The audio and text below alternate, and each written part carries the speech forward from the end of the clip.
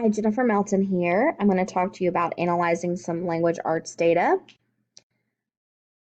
First, I'm going to start with a running record. This is the Perfect Hunter. There are lots of resources to help you with running records, but I'm just going to show you how I use running records to come up with some teaching points. So once I've looked at their self-corrections, this student did a very good job with self-correcting with meaning, structure, and visual. And when I look at the errors, I notice the structure is the low point. This was an instructional level based more on the comprehension. I try and ask a within the text question, a beyond the text question, and about the text. And this student struggled with the about the text question. So I would go to the continuum of learning and look at where they should be for a level L from Fontes and Pinnell, or I will get the Jennifer Cervallo book on reading skills with the target and find something that would maybe address that. And I could do that as an independent conference or in a guided reading group if I notice um, many of my students in that group need that skill. And for this particular group, I did a running record on all of the students on an L, and they all struggled with the about. So I made sure that one of my teaching points in my guided reading lesson was on why authors choose certain graphic sources in a nonfiction book. Speaking of reading conferences, this is my reading conference sheet that I like to include when I'm teaching during reading time. I try to include some reading conferences throughout the week. I have 5 guided reading groups this year, so it is more difficult to fit those in, but I do try and get to them. I have an observe column for I note what book they're reading, what page they're on, and then I give them praise and something to grow on. And I try and focus on the praise on specific things that we have talked about in reading class or in their guided reading group, so they make that connection between many different times that I've talked about it. And then my growth is I use the Jennifer Cervallo uh, reading skills book, the target reading, with the target on the front, and I will start with somewhere like this. You'll notice I put 225 for a bunch of these. I will start with a lesson where I think they should be. And I'll look at that lesson, the questions that she asks, and then I say, okay, if a student cannot get this, what do they need? What do I need to go back to if they've got not a clue? And I try and find a lesson earlier because she usually does them in order, like lower levels to higher levels. So I'll start with a lesson earlier and put the page number on the lesson I'm focusing on. So I write if no, and I put a page number. If yes, I put a page number. So if yes, they've got it, then I move on to something higher or more difficult, more challenging. And if no, I need to go back and revisit something that I think they probably should have already had, then I'll put the page number for that. And sometimes I go off script and I go find something totally different that I think they need. But this one, my going up one was for why it matters, why the topic matters for this nonfiction. That was kind of the lesson for page 236. And 225 is more about organizing facts. And 228 was putting it together, summarizing.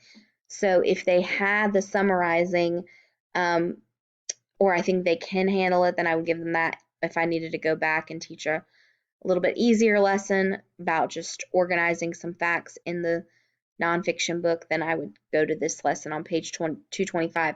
And the book's really great because it'll have like some graphic organizers. It'll have exactly what the teacher would say to teach the lesson in a very short form, some questions you can ask, some examples. So it's very easy and beneficial to use, and even to do quick on the spot if you needed to find something very quickly. This is an example of what I wrote. If no, then this page or this page. If yes, then this page. So that kind of shows you exactly how I use her book, and I highlight what I want to say when I'm talking to the student. And the graphic organizer, I have put on a Post-it or on a sheet of paper and send it back to their desk so they can use that as they're reading and be ready for the next time I meet with them.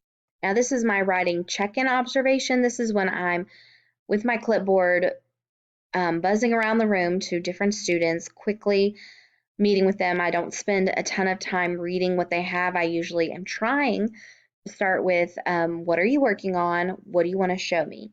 And seeing what they give me. Sometimes they're just sitting there, and I'll note that during writing time they're just sitting, and that'll help me to know they're not being self-starters.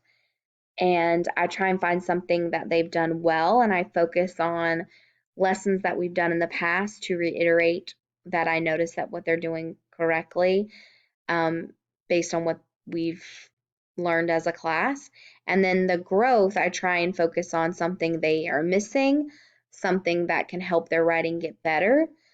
Um, and it differs for every student. And sometimes I might see something, a trend, and I'll stop the whole class and say, okay, guys, I've noticed this happening a lot. And sometimes I might just pull like 3 or 4 students to the back table and discuss what I've noticed if they all have something in common. Like there's a couple of people that explaining Sons of Liberty or teaching Sons of Liberty, so maybe I'd pull them back for students who need to explain to their reader certain vocabulary terms or content area words. Um, but some praise that I've done, like it could be simple, like they have facts written down, or they've included a firsthand account or a quote from the book.